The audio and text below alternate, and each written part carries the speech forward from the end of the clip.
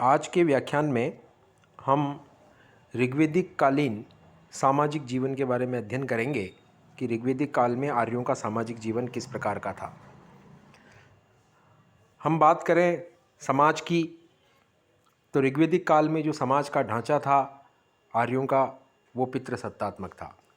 पिता की संपत्ति का पुत्र ही उत्तराधिकारी होता था, लेकिन पितृसत्तात्मक समाज होने के बावजूद नारी को भी माता के रूप में पर्याप्त सम्मान था, पत्नी के रूप में पर्याप्त सम्मान था। धार्मिक अनुष्ठानों में पत्नी भी अनिवार्य रूप से भाग लेती थी।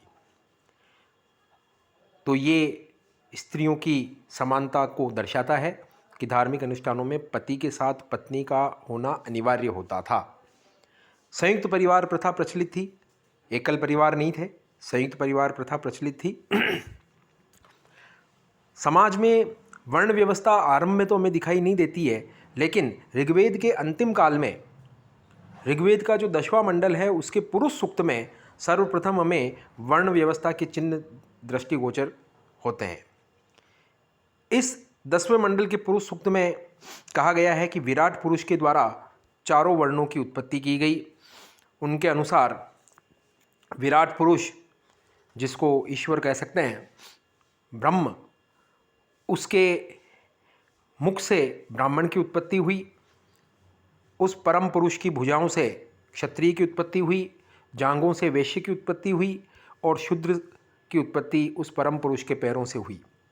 तो ये ऋग्वेद के अंतिम चरण में हमें ऋग्वेदिक काल का जो कालखंड माना जाता है वो 1500 ईसा पूर्व से 1000 ईसा पूर्व तक माना जाता है। तो ये 10वां मंडल अंतिम चरण में था ऋग्वेद के। तो वर्ण व्यवस्था के चिन्ह में अंतिम चरण में दिखाई देते हैं। ऋग्वेद में वैश्य और शूद्र शब्दों का उल्लेख केवल एक बार हुआ है। शूद्र का उल्लेख सबसे पहले इस 10वें मंडल के पुरुष सूक्त में ही हमें दिखाई देता है।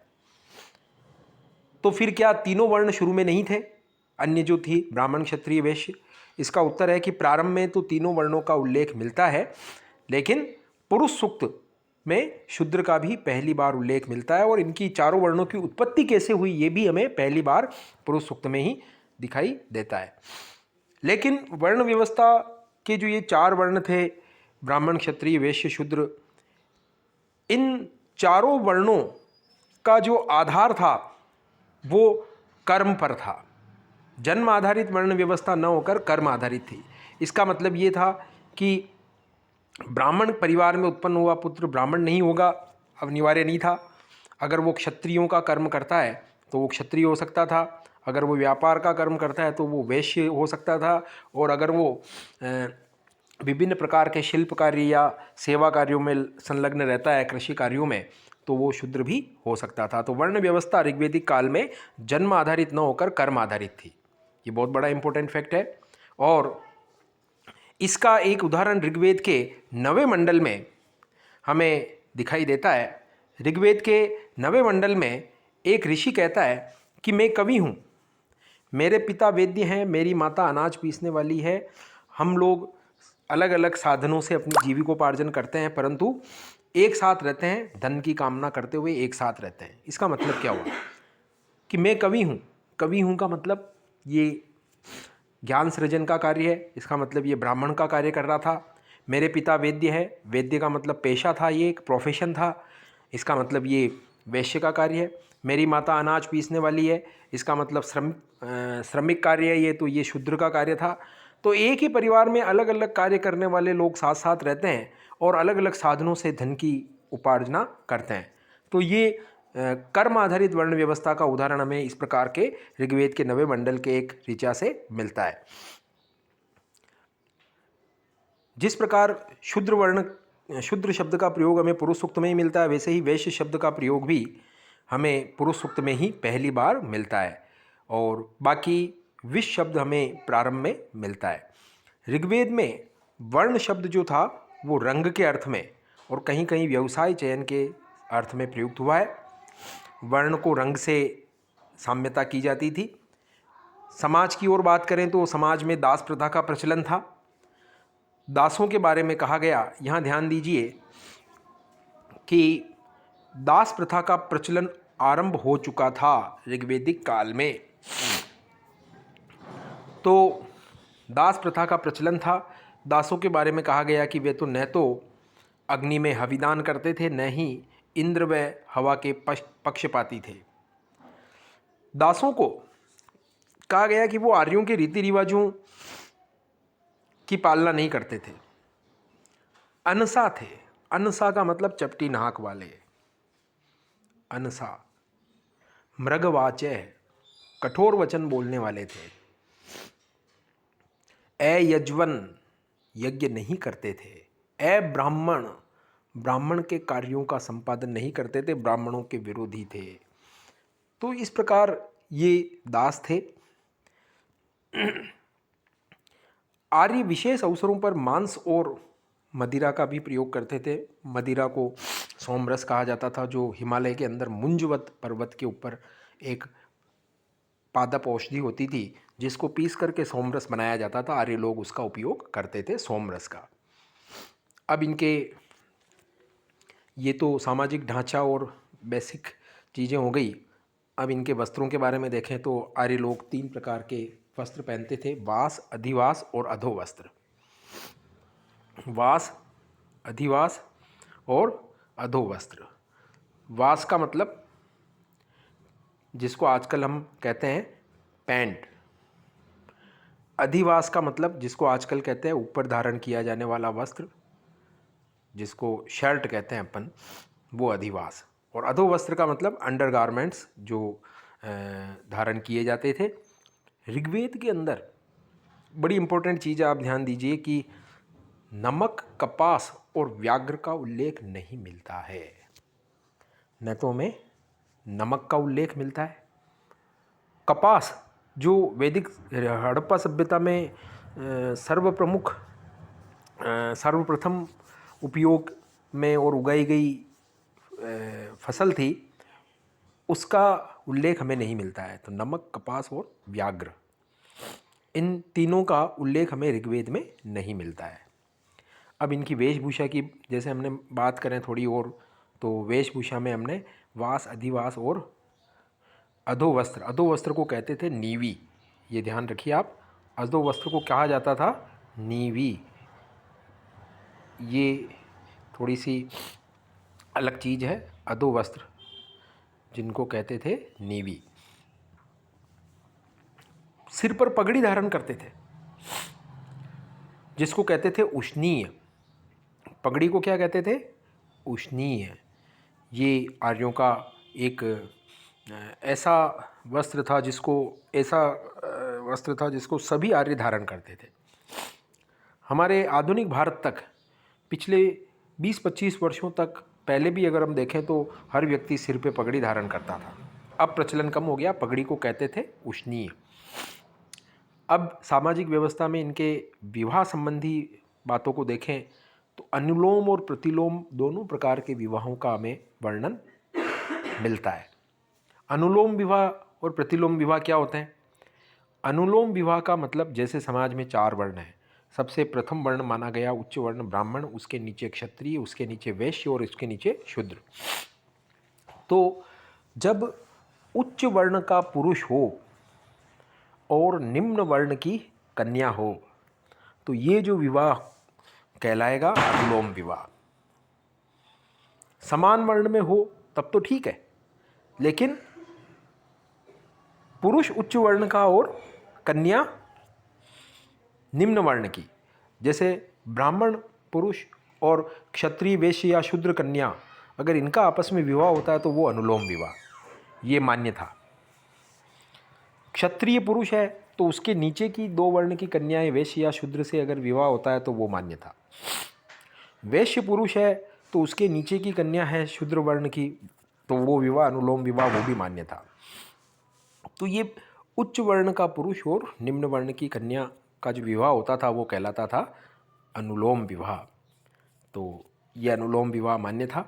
इसके 2 उदाहरण हमें मिलते हैं कि ब्राह्मण विमद्र ने क्षत्रिय कन्या कमधु के साथ विवाह किया। ध्यान दीजिए, ब्राह्मण विमद्र का क्षत्रिय कन्या कमधु, इसके साथ विवाह हुआ। ब्राह्मण विमद्र का क्षत्रिय कन्या कमधु के साथ विवाह। तो ब्राह्मण उच्च वर्ण का, क्षत्रिय उससे नीचे वर्ण का, तो कन्या क्षत्रिय वर्ण की है, वर ब्राह्मण वर्ण का है, तो ब्राह्मण विमद्र का क्षत्रिय कमधु के साथ जो विवाह हुआ वो कहलाया अनुलोम विवाह। इसी प्रकार ब्राह्मण शावाश्व का क्षत्रिय कन्या दार्म्य के साथ विवाह, तो ब्राह्मण विमद्र क्षत्रिय कमधु का विवाह अनुलोम विवाह, ब्राह्मण शावाश्व का क्षत्रिय कन्या दार्म्य के साथ विवाह, ये भी अनुलोम विवाह। प्रतिलोम विवाह में उल्टा, लड़की उच्च वर्ण की हो और लड़का उससे नीचे के वर्ण का हो, तो ये प्रतिलोम विवाह होता था, जिसको मान्यता नहीं दी जाती थी, फिर भी समाज में इसका प्रचलन होता था। जैसे देवयानी जो ब्राह्मण कन्या थी, महर्षि शुक्राचार्य की पुत्री थी, उसका विवाह राजा ययाति के साथ हुआ। तो कन्या ब्राह्मण है, लेकिन वर जो है वो उससे नीचे के वर्ण क्षत्रिय। तो ब्राह्मण कन्या देवयानी का विवाह जब क्षत्रिय राजा ययाति के साथ हुआ तो ये प्रतिलोम विवाह। और महर्षि अंगिरस की पुत्री अंगी, वो भी ब्राह्मण कन्या थी, उसने राजा असंग के साथ विवाह कर लिया, तो ये भी प्रतिलोम विवाह हुआ। इसके अलावा समाज में बाल विवाह और सती प्रथा प्रचलित नहीं थी। ये बड़ा इम्पोर्टेंट चीज़ है कि बाल विवाह और सती प्रथा का प्रचलन समाज में नहीं था। अब बाल विवाह समाज में प्रचलित नहीं था ऋग्वैदिक काल के अंदर, सती प्रथा प्रचलित नहीं थी, पर्दा प्रथा का उल्लेख भी हमें नहीं मिलता है, और पुनर्विवाह व नियोग प्रथा प्रचलित थी। नियोग प्रथा में अगर पति की मृत्यु हो गई है या पति कहीं किसी रोग से ग्रसित है, वैवाहिक जीवन का निर्वाह नहीं हो पा रहा है, या बाहर चला गया और अभी तक आया नहीं है, तो ऐसी स्थिति में पत्नी को अपने ही परिवार के किसी अन्य पुरुष के साथ पति के रूप में व्यवहार करने की इजाज़त थी। तो ये नियोग प्रथा थी, पुनर्विवाह था, प्रचलित था। ऋग्वेद के 10वें मंडल के अंदर ही जिस प्रकार पुरुष सूक्त आता है, उसी प्रकार विवाह सूक्त आता है, जिसमें विवाह संस्था का उल्लेख हुआ है। आजीवन अविवाहित रहने वाली कन्याओं को अमाजू कहा जाता था। बहुत इंपॉर्टेंट है ये। आजीवन जो अविवाहित रहती थी कन्याएं, उनको अमाजू कहा जाता था। एक बड़ी बात है कि ऋग्वैदिक काल में स्त्रियों को संपत्ति में अधिकार प्राप्त नहीं थे, संपत्ति में अधिकार कोई प्राप्त नहीं था, तथा केवल वे सभा व विदत में भाग ले सकती थी।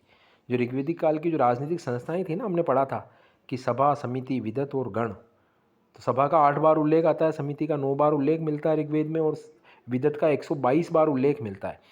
तो स्त्रियां सभा और विदत में भाग ले सकती थी, किंतु समिति में स्त्रियां भाग नहीं लेती थी। स्त्रियों को संपत्ति में अधिकार प्राप्त नहीं थे, और स्त्रियों को कोई राजनीतिक अधिकार प्राप्त नहीं थे, क्योंकि वो समिति में भाग नहीं लेती थी। समिति का कार्य ही क्या होता था? राजा का निर्वाचन करना।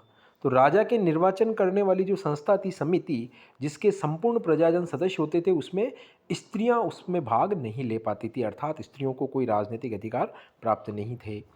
युद्ध में सेना का नेतृत्व भी पुरुष ही करते थे।